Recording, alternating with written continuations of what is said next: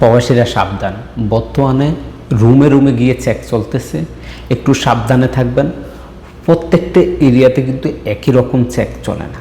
আমি যেখানে আছি আমার এখানে এক ধরনের চেক চলে, আপনি যেখানে আছেন সেখানে এক ধরনের চেক চলতেছে। হয়তো বা আমার এখানে যেরকম চেক চলে আপনার সেইখানে এরকম কড়াকড়ি চেক চলে না।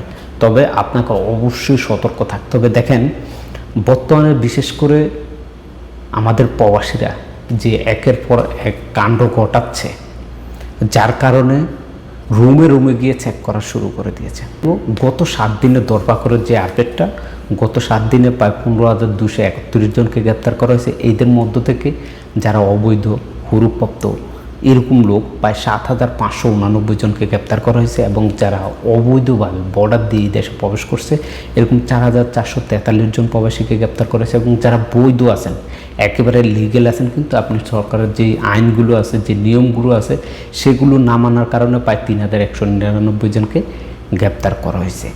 এছাড়াও আপনাদেরকে বলি, যারা অবৈধভাবে কোনো ধরনের ভিসা ছাড়া এই দেশে প্রবেশ করবে সেই সমস্ত লোককে রুম দিয়ে, থাকা দিয়ে, খাওয়া দিয়ে, টাকা পয়সা দিয়ে, কাজ দিয়ে, গাড়ি দিয়ে এক স্থান থেকে অন্য স্থানে নেবেন না।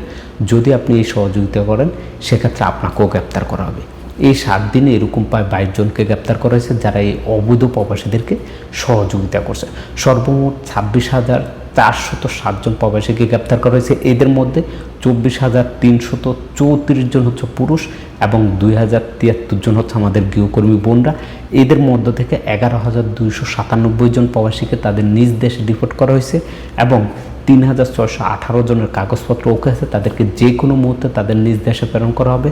এবং 16,369 জন প্রবাসীদের কাগজপত্র তাদের নিজ নিজ এম্বাসিতে প্রেরণ করা হয়েছে। তাদের তথ্য যাচাই বাছাই করার পর তাদেরকেও তাদের দেশে ডিপোর্ট করা হবে।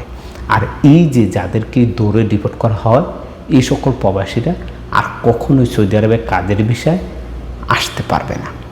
ভিডিওটি শেয়ার করে দিবেন, সবাই সতর্ক থাকবেন।